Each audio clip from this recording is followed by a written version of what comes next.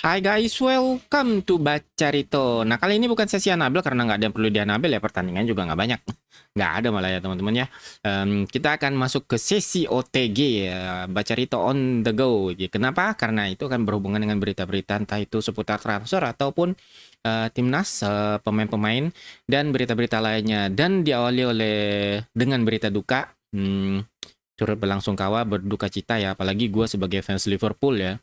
Eh, Kemarin baru aja dengar berita Diogo Jota dan adiknya meninggal dalam kecelakaan tunggal, ban pecah. Dia pakai Lamborghini, dia mau ke salah satu kota di Spanyol. Eh, itu kehilangan yang besar. Mudah-mudahan orang yang ditinggalkan, dia ninggalin satu istri dan tiga anak. Mereka baru aja menikah 2 bulan yang lalu ya teman-teman ya. Eh, Mudah-mudahan tabah, sabar.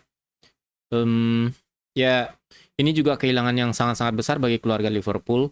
Hmm, karena Diogo Jota ini termasuk salah satu pemain kunci, pemain hebat ya, walaupun dia rentan cedera, tapi dia bikin banyak gol teman-teman ya. Dan dia itu walaupun dia juga termasuk salah satu pemain pengganti, kadang-kadang di starter, kadang-kadang di pengganti, dia bikin gol-gol krusial. Dia termasuk tajam ya guys, 65 gol kalau nggak salah.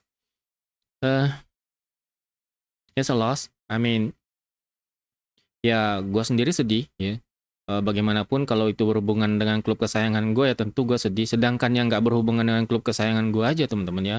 Kalau ada misalnya salah satu olahragawan terutama pemain sepak bola yang meninggal, bagaimanapun itu gue cukup sedih lah. Karena kita kehilangan salah satu sosok hebat di dunia sepak bola. Dan ya mudah-mudahan keluarga yang ditinggalkan sabar dan kuat.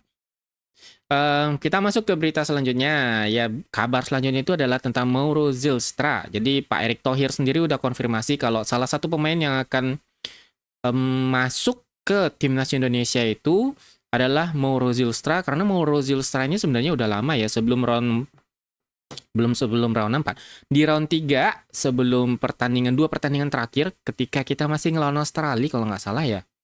Atau sesudahnya, dia ini udah diproyeksikan untuk berada di timnas, cuma kan oleh Romani lebih dulu ya, karena memang itu darurat gitu, urgent.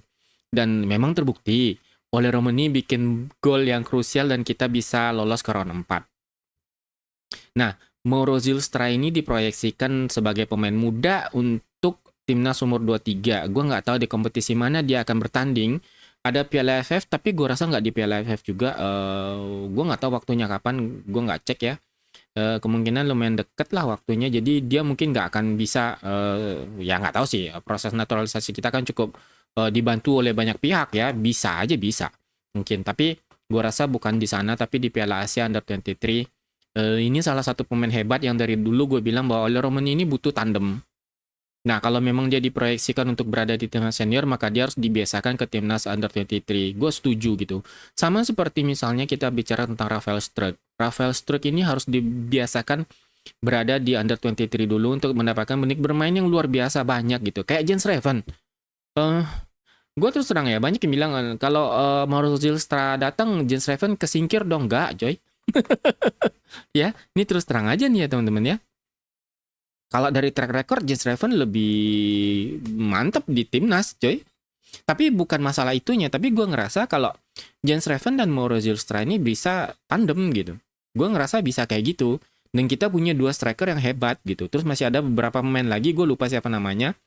Eh itu juga dibawa ke Under 23. Gue harap di Piala Asia dia main ya, Piala Asia Under 23 kalau nggak salah ya. Eh ini proyek besar, gue harap seperti itu. Kita udah dapat striker, gue harap satu striker lagi untuk senior.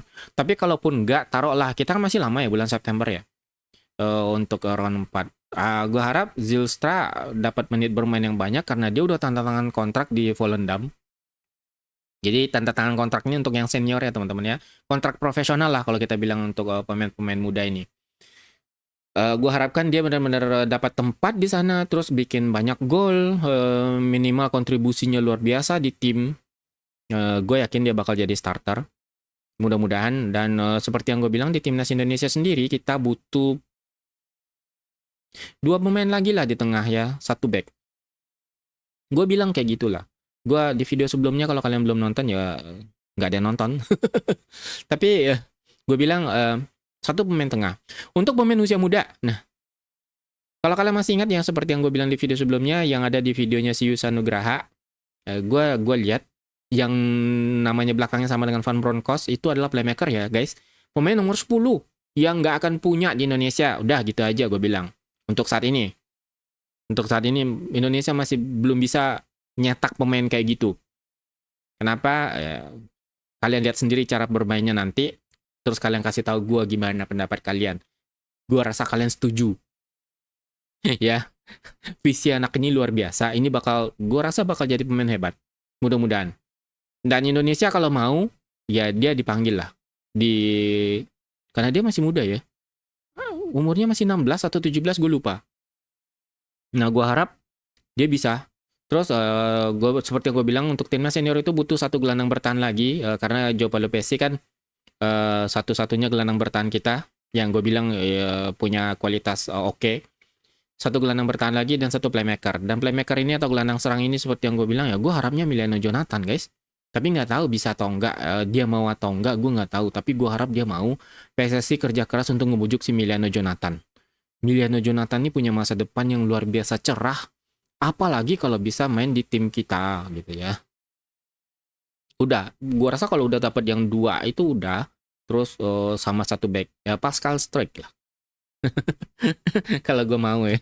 Itu kan maunya gue. Tapi ya itu sih kabar yang mau gue kasih tahu tentang Mauro Zylstra. Itu dikonfirmasi positif ya, dia akan jadi pemain kita mungkin sekitaran Piala Asia mungkin ya. Gue nggak tahu apa dia dibawa Piala AFF. Mudah-mudahan bisa dibawa ke Piala AFF ya, karena pemain-pemain muda. Gue seperti yang gue bilang, Piala AFF ini memang udah sepantasnya pemain-pemain under 23 aja. Nggak ada lebih dari itu. Kenapa? Karena ya itu. Gimana caranya kita mau nyari bakat, pertama lokal, yang kedua yang interlokal. Yang kedua yaitu membiasakan pemain-pemain luar kita yang main di luar negeri adaptasi dengan iklim di Indonesia atau di Asia. Udah itu aja, karena AFF kan Asia Tenggara ya teman-teman ya. Jadi ya udah, murni itu aja. Iklim pertama, kondisi mereka harus adaptasi, kayak Jens Raven itu udah adaptasi. Ya selebihnya udah, kita cari bakat-bakat aja untuk proyeksi ke timnas senior. Mestinya proyek jangka panjangnya seperti itu teman-teman ya. Jadi jangan bilang, oh kalau gitu anak-anak muda kita tersingkir. Ya kalau mau masuk ke timnas, itu levelnya harus hebat. Udah gitu aja, nggak usah protes. Pemain kita tuh banyak hebat. Kagak, kalau mereka hebat mereka main di Belanda. Minimal. Ya, kalau mereka hebat mereka main di luar negeri. Udah gitu aja, seperti Marcelino, hebat itu. Walaupun dia main di Oxford yang punya Eric Thoyer, tapi levelnya itu memang berbeda dari yang lain. Gue harap Rizky Ridho. Nah, Rizky Ridho salah satu pemain yang main di lokal tapi hebat. Gue harap dia main di luar negeri. Udah, gitu aja guys ya. Rizky Ridho gue harap main di luar negeri. Yang lain, gue belum lihat. Udah, selesai guys. Nggak usah diperdebatkan. Bakal lokal kita nih bang. Iya, kalau hebat, tunjukkan dirimu bang. Main. Gapai level pemain timnas kita yang sekarang. Bahkan lewati kalau perlu, main di luar negeri. Selesai perkara. Jangan jadi katak dalam tempurung, ya nggak? Bye-bye, see you next video. Like ya.